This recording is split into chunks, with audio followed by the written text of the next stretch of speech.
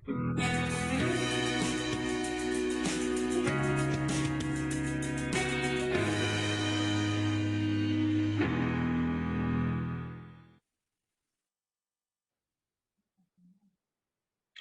selamat malam kami ucapkan kembali pada malam hari ini. Kita memasuki malam yang keempat, di mana daerah Sumatera Selatan adalah tuan rumah di dalam belajar Alkitab online. Untuk itu kami mengucapkan selamat datang kepada para tamu-tamu kami yang sudah turut hadir di dalam kerinduan untuk mendengarkan firman Tuhan pada malam hari ini. Terlebih dahulu kita akan berdoa di dalam hati kita masing-masing, mengundang Roh Kudus hadir di tengah hati kita masing-masing.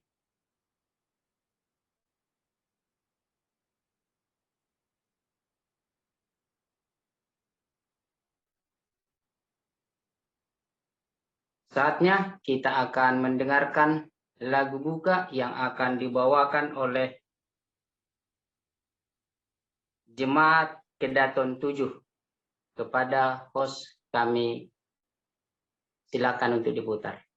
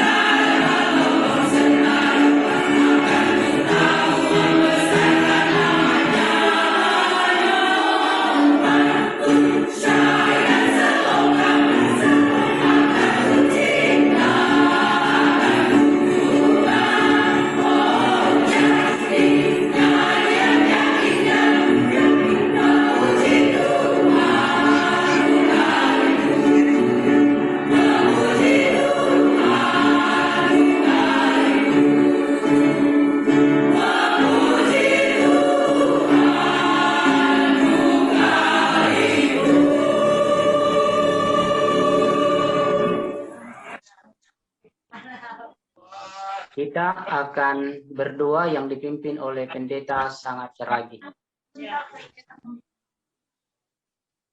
Mari kita bersatu dalam doa. Bapa kami yang bertata dalam kerajaan sorga, Allah yang kami puji dan kami muliakan. Pada malam hari ini Tuhan, kami datang kepadamu. Kami bersyukur kepadamu atas segala berkat yang Kau berikan bagi kami. Pada malam hari ini ya Tuhan, di mana kami akan mengikuti belajar Alkitab interaktif online. Tuhan akan memberkati kami semua yang mengikuti akan Zoom belajar Alkitab online ini, dan juga Tuhan memberkati para pelajar-pelajar Alkitab yang mengikuti akan belajar Alkitab online ini. Ya Tuhan, kami berdoa ya Tuhan untuk hamba-Mu Pendeta Simanung Kalit yang akan menyampaikan firman Tuhan. Biarlah Engkau urapi hamba-Mu ini supaya dapat menyampaikan firman Tuhan dengan baik dan dapat menguatkan akan iman dan kerohanian kami semua. Begitu juga perangkat Zoom ini yang kami lakukan ya Bapak, biarlah kiranya Tuhan akan memberikan kelancaran dan kemudahan agar semuanya Tuhan dapat berjalan dengan baik seturut dengan kehendak-Mu. Terima kasih ya Bapa, ampuni segala dosa dan kesalahan kami. Di dalam nama Yesus kami telah berdoa dan mengucap syukur. Amin. Baik, mari kita tenangkan hati kita. Kita akan mendengarkan firman yang dibawakan oleh Bapak Pendeta Simanung Kalit. Waktu dan layar kami berikan. Baik, shalom dan selamat malam untuk kita semua.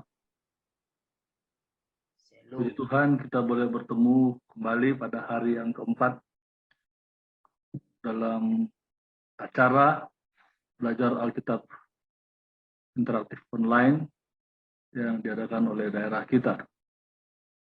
Saya izin untuk boleh share screen ya.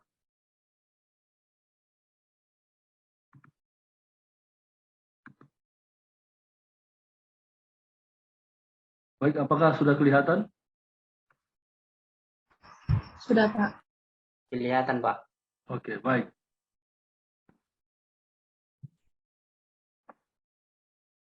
Judul pembahasan kita pada malam hari ini adalah karunia rohani dan tugas pelayanan yang diberikan, dan ini merupakan doktrin ke-17 dari 28 doktrin yang menjadi fondasi dan dasar dari gereja Masehi Advent hari ke-7 sedunia. Sebelum kita lanjut, kita akan kembali memohon kuasa Roh Kudus untuk menyertai kita. Bapa Semawi dalam surga, kami merindukan hadirat kuasa Roh Kudus, sumber segala hikmat dan akal budi, yang akan menuntun kami semua, istimewa hamba-Mu, saat menyampaikan pelajaran pada malam hari ini. Biarlah Engkau memutaraikan pelajaran ini untuk memberikan dampak di dalam hidup dan pelayanan kami. Demi nama Tuhan Yesus kami berdoa. Amin. Baik, saya punya alarm untuk mengingatkan 277. Baik, tentang karunia rohani ini, sedikitnya ada 3 daftar yang alkitabiah mengenai karunia Roh Kudus yang juga dikenal sebagai karunia rohani, dan itu terdapat di dalam Roma pasal 12 ayat 6-8 dan juga 1 Korintus 12 yang kita akan pelajari. Sedikitnya kurang lebih ada 16 karunia yang boleh saya dapatkan. Mungkin nanti para pemirsa, para pelajar akan boleh mendapatkan lebih. Ya. Nah,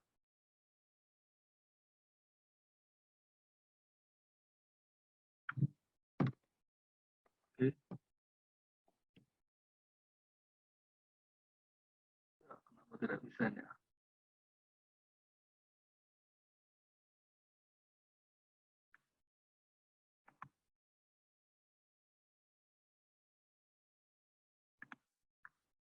Baik. Di dalam teologi kekristenan, ya istilah karunia atau bahasa Yunaninya karisma atau karismata merupakan anugerah spiritual, anugerah rohani yang bersifat rohani yang diberikan oleh Tuhan kepada semua orang percaya untuk menjalankan tugas pelayanan mereka di gereja.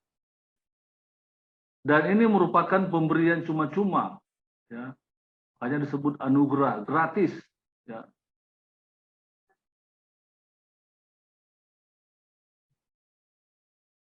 Oke, notnya kelihatan?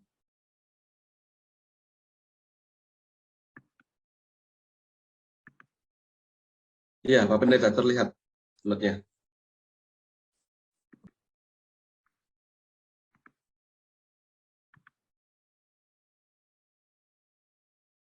Oke, coba.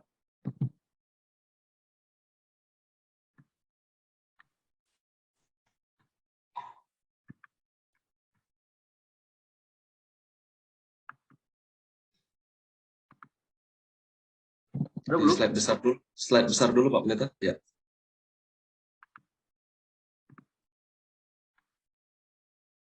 Oke.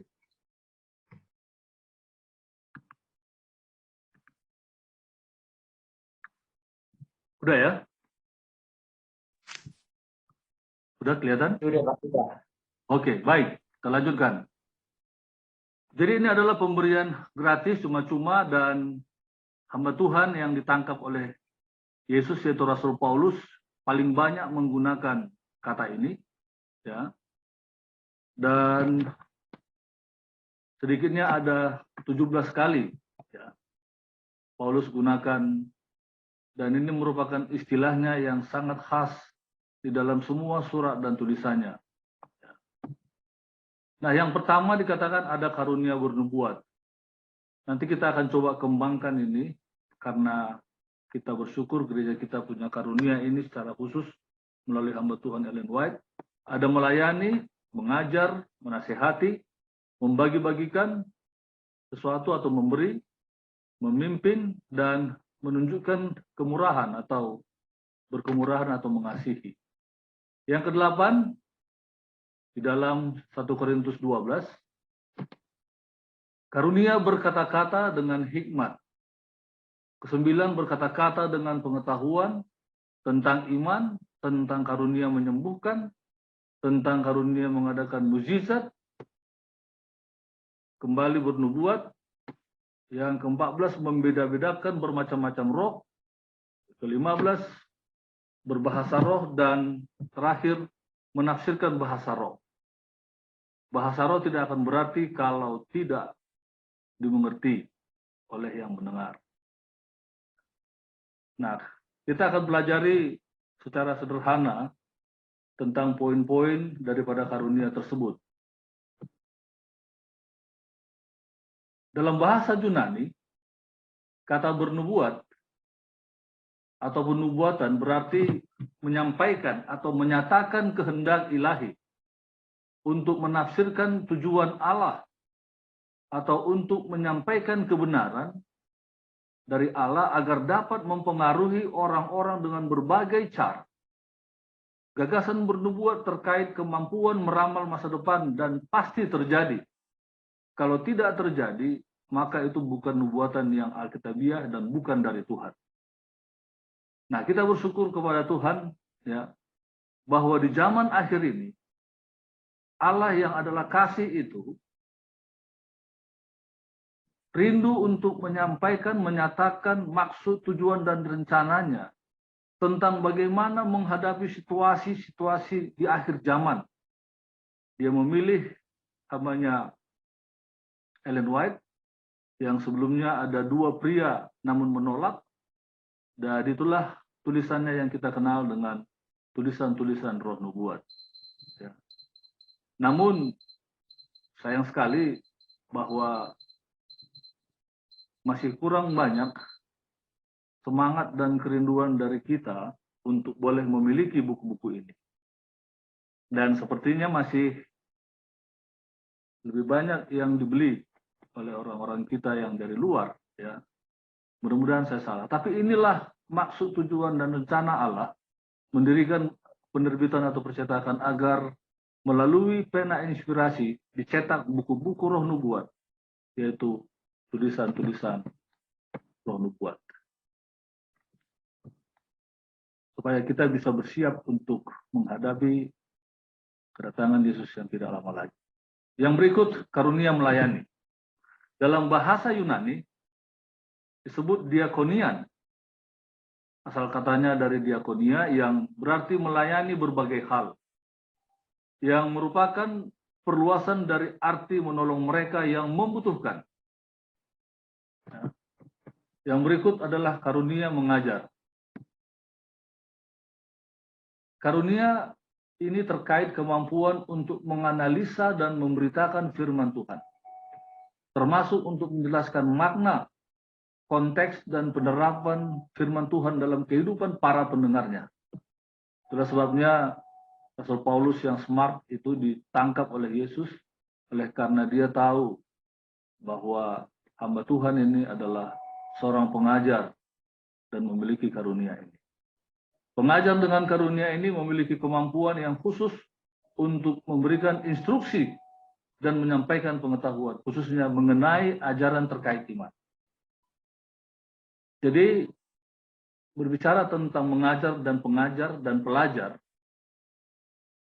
sorry to say, mungkin tidak semua pengajar adalah memiliki karunia mengajar. Karena tidak semua guru mengajar yang berkaitan dengan masalah iman dan kerohanian.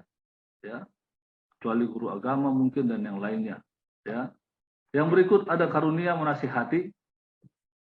Sebenarnya ini lebih condong adalah karunia ini terdapat pada seseorang yang secara konsisten mengingatkan orang lain untuk mengindahkan dan mengikuti kebenaran Allah.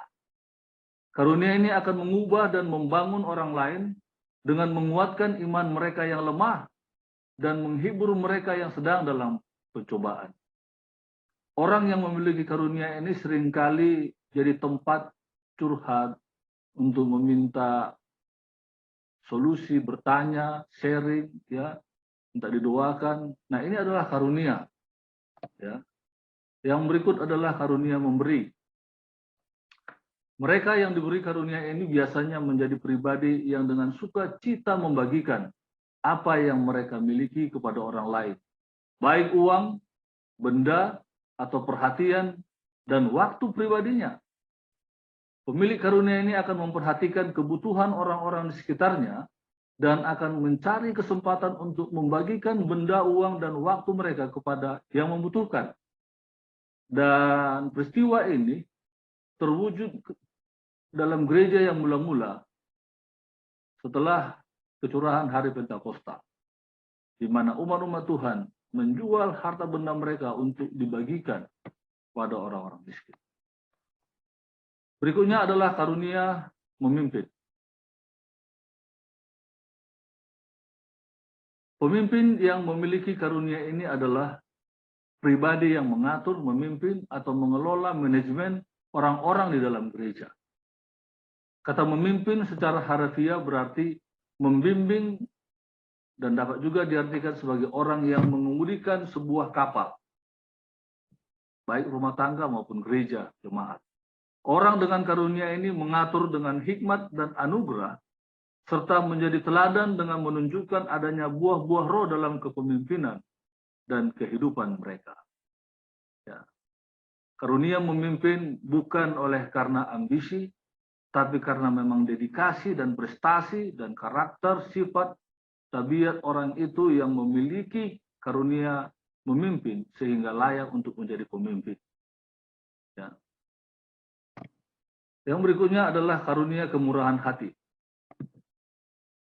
Seperti saya katakan tadi, ini disebut juga mengasihi, menunjukkan kemurahan hati berhubungan dengan erat dengan karunia menasehati, juga terlihat pada orang yang bisa mengasihi orang yang sedang dalam kesulitan, selalu bersimpati, dan memiliki kepekaan yang dibarengi dengan hasrat dan kemampuan untuk meringankan penderitaan orang lain dengan perilaku yang baik dan menyenangkan. Ya. berbelas kasihan juga termasuk. Ya.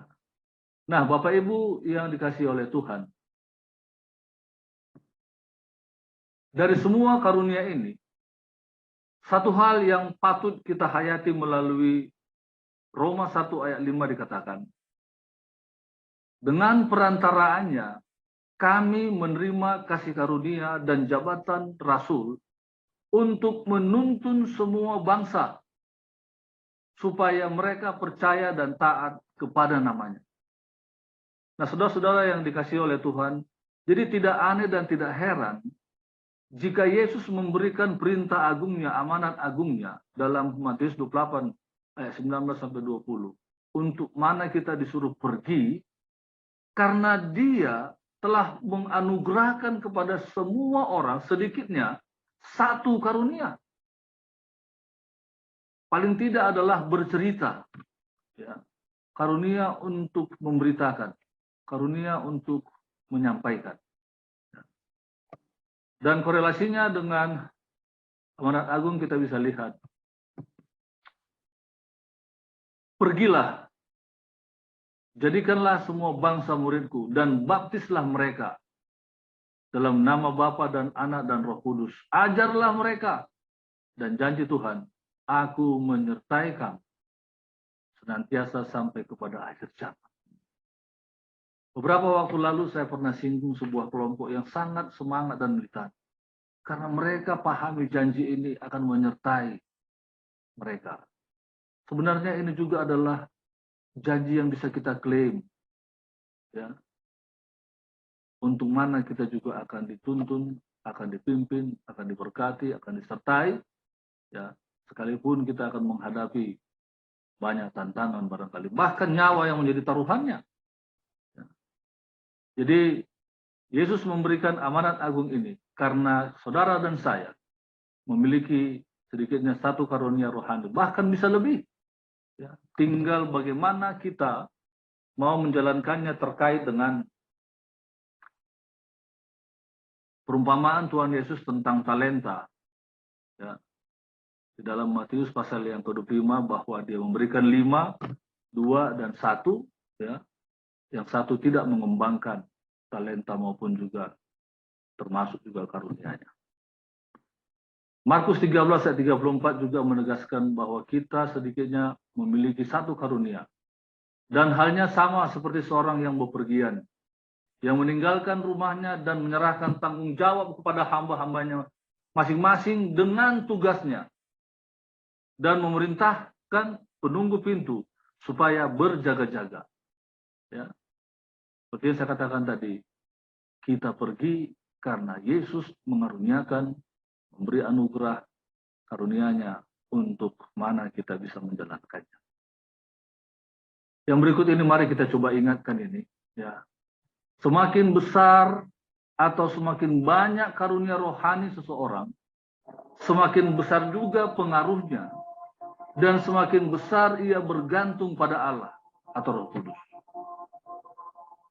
Dan itu semuanya akan menghasilkan kemuliaan bagi Allah, dan orang itu pun kelak akan menerima kemuliaan Allah oleh karena dia menjalankan karunia-Nya. Seberapa banyak yang dia miliki? Apakah 5, apakah 3, 2, 1 minimal? Dan itu semua dapat menghasilkan kemuliaan bagi Allah dan akan menghasilkan kemuliaan bagi orang itu. Itulah sebabnya ya, kenapa kita harus menginjil. Karena kita akan mendapatkan janji yang merupakan pengharapan dan cita-cita kita. Kemuliaan Allah yang dikaruniakannya kepada kita. Jadi jangan tutupi, jangan tahan, dan jangan ragu, dan jangan takut.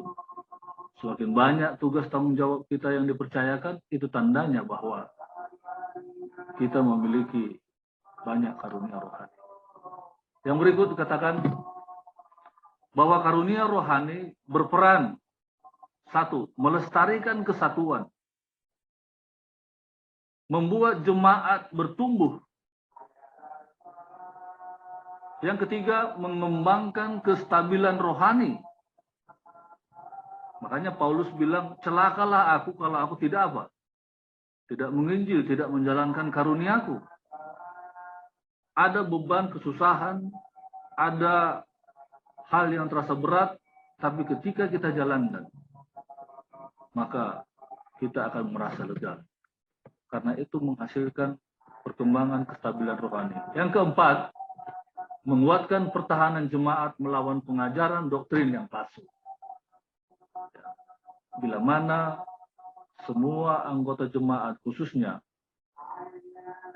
tua-tua jemaat ataupun majelis jemaat, menjalankan karunia mereka, dan gembala juga tidak akan pusing lagi untuk masalah laporan dan sebagainya. Karena apa? Karena tanggung jawab moral yang sudah dipercayakan Tuhan kepada anggota majelis, dan mereka menjalankan dan mengembangkan karunia mereka, maka jemaat itu akan dahsyat dan luar biasa. Di dalam makna lain dikatakan, kemauan kita menggunakan talenta, bakat kita, keahlian kita, kemampuan kita, teristimewa karunia rohani kita, akan menentukan juga keselamatan kita. Wow, luar biasa. Ya. Nah, berikut ini kita akan coba lihat beberapa kutipan pena inspirasi. Saya tidak banyak coba paparkan, mungkin ada 6 kutipan ya, yang boleh menolong kita memahami bahwa bagaimana korelasinya karunia rohani ini dapat menentukan juga keselamatan kita. Dikatakan, sebagai wakil-wakilnya di antara manusia, Allah tidak memilih malaikat yang tidak pernah berdosa, tetapi manusia yang sama keinginannya dengan mereka yang diusahakan untuk diselamatkan. Dari Kisah Para Rasul atau di Acts of the Apostle halaman 134. Yang berikut, malaikat yang diutus kepada Filipus dapat melakukan sendiri pekerjaan bagi orang Ethiopia itu, sida-sida itu. Tetapi ini bukanlah cara Allah bekerja. Ya. Jadi saudara dan saya, Tuhan gunakan agar kita juga mengalami perkembangan tabiat. Satu pekerjaan yang lain daripada yang lain dipercayakan kepada setiap orang Kristen. Penuntun Pelayanan Kristen halaman 13. Allah menuntut setiap orang supaya menjadi pekerja dalam kebun anggurnya. Engkau harus memikul tugas yang telah dipercayakan kepadamu, dan lakukanlah itu dengan setia. Penyelamatan jiwa haruslah menjadi pekerjaan selama hidup bagi setiap orang yang mengakui Kristus. Testimonis jilid 4 halaman 53. Nah, itu yang tadi saya katakan bahwa ada korelasinya. Bagaimana kita memberdayakan dengan pertolongan kuasa Roh Kudus akan karunia rohani kita yang juga mempengaruhi akan keselamatan kita kelak. Ya. Adalah kesempatan setiap orang Kristen bukan hanya menantikan, tetapi mempercepat kedatangan Tuhan Yesus Kristus kita. Ya. Nah, Bapak Ibu yang dikasihi oleh Tuhan, sebenarnya masih banyak lagi kutipan pena inspirasi yang Allah berikan kepada hamba-Nya Nyonya White yang bisa kita lihat yang terdapat dalam buku-buku Roh Nubuat, yang bila mana kita memilikinya akan menjadikan kita bersemangat, kokoh, teguh di dalam iman, kepercayaan kita, bahkan kita pun akan berani untuk bermisi, untuk menceritakan akan kasih Tuhan dan kebenarannya serta kedatangannya yang tidak lama lagi. Nah, doa dan harapanku sebagai hamba Tuhan, biarlah Tuhan Yesus akan menolong kita melalui Roh Kudus-Nya, memberdayakan semua karunia rohani yang dipercayakan bagi kita. Apakah mungkin ada 3 dari 16 karunia rohani yang tadi yang kita telah bahas? Mungkin 1 atau beberapa, biarlah kita gunakan itu karena itu adalah pemberian Allah dan itu akan mempengaruhi juga bagaimana kelak kemuliaan karena keselamatan yang dikaruniakan oleh Yesus. Kita akan disambut sebagai hamba yang setiawan bila mana dia datang kedua kali. Terima kasih. Tuhan menolong dan memberkati kita. Amin.